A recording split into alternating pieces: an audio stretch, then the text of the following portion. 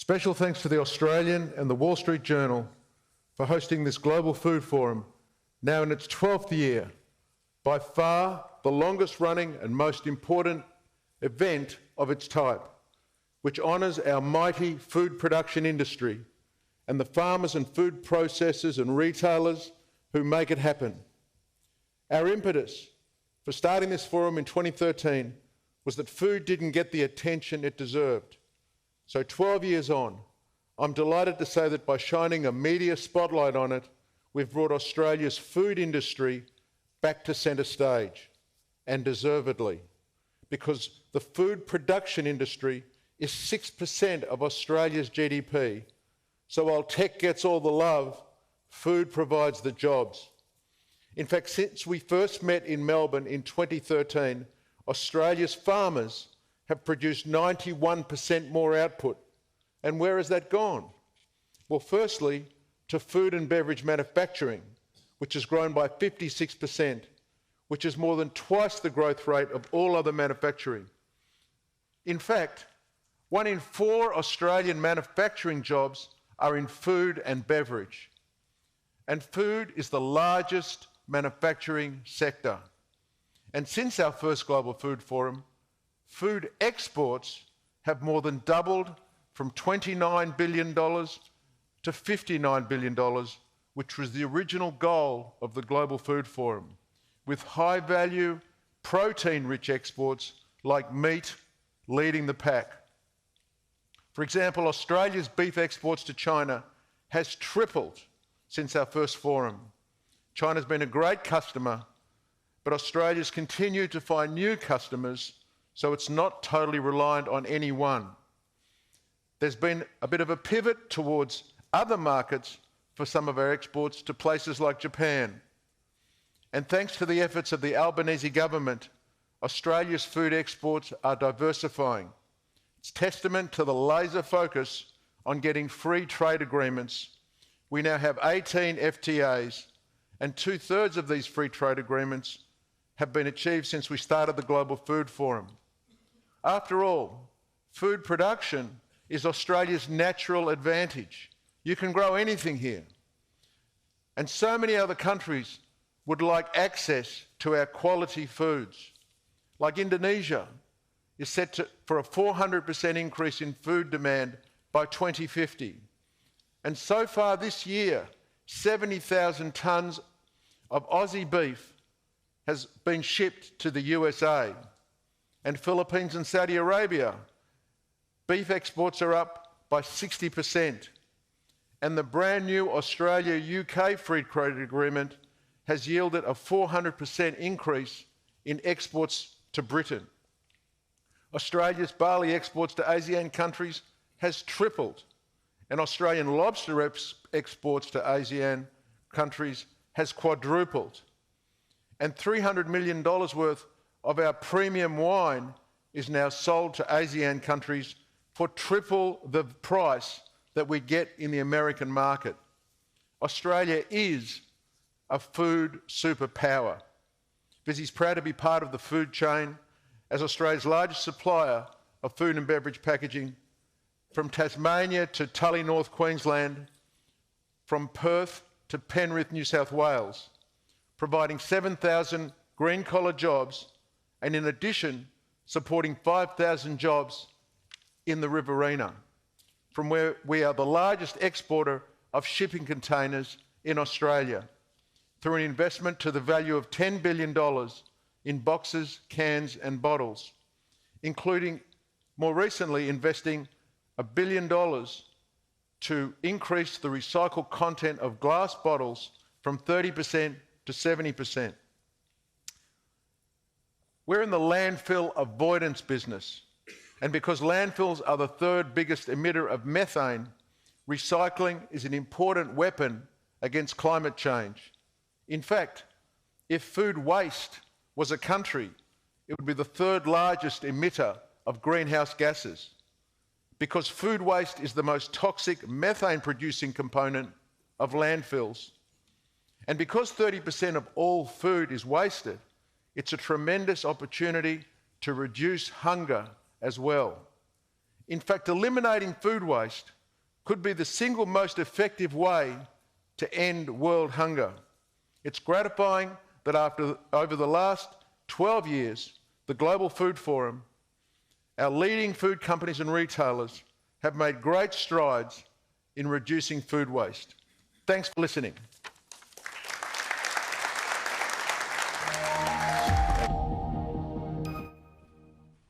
Anthony Pratt there, Chair of Visy. This is the Global Food Forum, started back in 2013. We'll have plenty of coverage here on Sky News on this. And look, really interesting to hear there, because Australia is a huge exporter of food, of course, in terms of what we do, how much we export.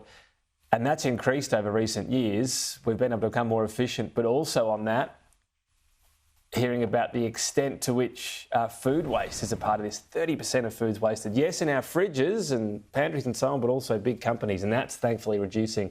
Let's go live now and listen into what the Agriculture Minister, Murray Watt, has to say at this same Global Food Forum. Discussion. I'd also like to start by acknowledging the traditional owners of the land that we're gathering on today, our first farmers, and pay my respects to elders past, present and emerging. And thank you, Casey, for the wonderful acknowledgement of country earlier. I'd also like to acknowledge Penny, Michelle, Charlie from News Limited and The Australian, Anthony from Visy, all of the other partners in this event, and to all the distinguished guests who are present here today. It's a really great honour for me to be here with you at the Global Food Forum, right here in the centre of the agricultural universe, Queensland, on the day of the Origin Decider. And I even wore a maroon tie for you if there was any doubt as to who I was going for tonight. And much like our all-conquering Maroons, Australian agriculture has been notching up quite a few wins lately. Whether it be record production levels, massive grain harvests and exports of beef and sheep meat, new market access for our horticulture products, or the resumption of trade with China, our ag sector is going from strength to strength. So I want to congratulate all of you in our food industry, along with our farmers, farm workers, and the whole ag supply chain on those outstanding results. The future of this industry involves both incredible opportunities as Australia enhances its global standing as a supplier of clean, green and delicious food, as well as some risks to that ongoing success. We have many people in this room that have conquered those risks and taken those opportunities to produce brands and products that are known and respected throughout the world. And I see my role and our government's role as putting down the foundations needed for you to succeed in that environment. So today, what I want to briefly do is outline our government's priorities to ensure that our food sector can grasp those opportunities while overcoming those risks. Firstly, since our election 2 years ago, we've invested significantly to maintain our world-class biosecurity system. Keeping Australia free of exotic pests and diseases is fundamental to protecting our agricultural industries and environment. From our rapid response to the foot and mouth and lumpy skin disease outbreaks in Indonesia, to fixing the irresponsible gaping hole that our predecessors left in our national biosecurity budget, we've worked hard with the sector to protect Australia from multiple threats. And that will remain a focus for us, especially since there's always a new threat around the corner, which is why we're investing heavily right now to contain the spread of bird flu. Secondly, our ag sector is nothing without its people, so building this sector's workforce remains a key priority for us. And rather than pursuing ag visa schemes that sounded good but didn't produce a single worker, we've worked with the sector to deliver real solutions.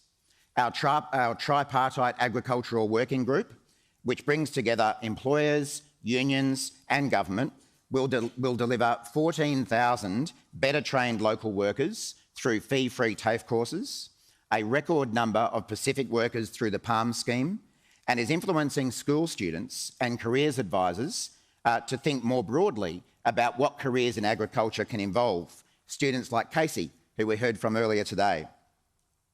Thirdly, we've prioritised rebuilding and broadening our agricultural export markets. As a nation that exports over 70% of our agricultural produce, we're not at risk of running out of food ourselves, but these exports are crucial to our national economy and they play a massive role in delivering food security for the world. Clearly, the stabilisation of our relationship with China is delivering real dividends to our agri sector. Over the past 12 months, China has removed trade impediments on our exports of barley, timber, horticulture, cotton and hay. Restrictions on all but 2 beef establishments have also been removed, and bottled wine has once again made its way to China. In fact, $220 million worth just in the last 2 months, which is almost 4 times the value of Australian wine exports to China in 2021, 2022 and 2023 combined. But recent years have shown us the risks of having concentrated markets. And that's why, as Anthony mentioned, we're also working to diversify our markets, everywhere from the UK to India to Southeast Asia and the Middle East. Finally, and this is a project that I think has really just begun, we're working really closely with industry to lift the sustainability of our agricultural production.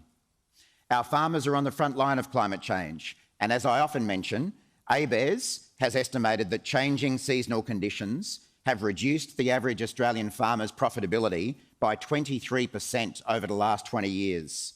So there are good economic reasons to take action. Beyond that, it's vital to preserve and build our international markets, with customers increasingly demanding more sustainably produced food. So that's why our government is partnering with industry and investing in a more sustainable future for our ag sector. The recent federal budget allocated more than $63 million to assist the sector with this goal.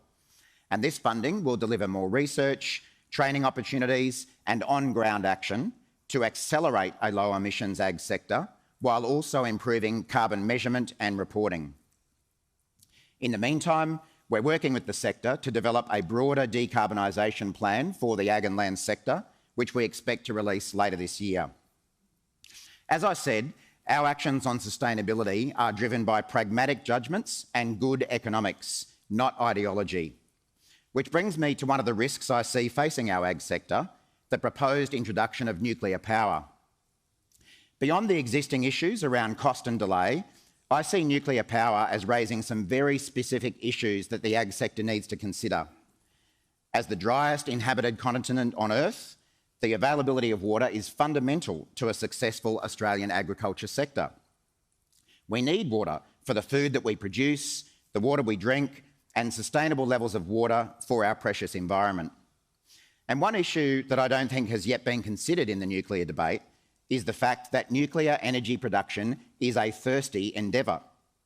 The generation of nuclear energy requires a significant amount of water to cool the radioactive cores, a lot more water than is required for coal-fired or renewable energy. The fact is that for an already risky policy, Mr Dutton hasn't outlined where any additional water is going to come from for his nuclear reactors. Many of his proposed reactors are located in prime agricultural land, including just north of here at Tarong in the South Burnett, which is next door to the Great Artesian Basin.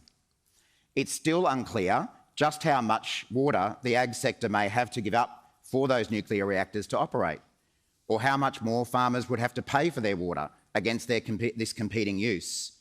These are just more questions about nuclear that remain unanswered, and I think our ag sector deserves answers. Call me old-fashioned, but I'm into things that work, not costly ideological obsessions or gimmicks like letting Coles buy Woolies or Woolies buy Coles. And that's why my focus remains working with industry to strengthen our biosecurity, build the ag workforce, expand our export markets and invest in on-farm sustainability.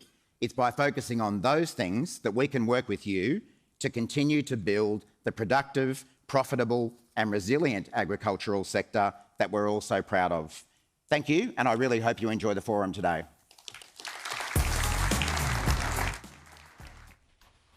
Murray Watt there, ending with a bit of a warning on nuclear power. So this is something Labor's pretty keen to talk about, the water requirements of it. Now, it would be placed where coal-fired power is, which requires some water, but have been some question marks as to how much might be needed in some of these agricultural areas. So that's the global food for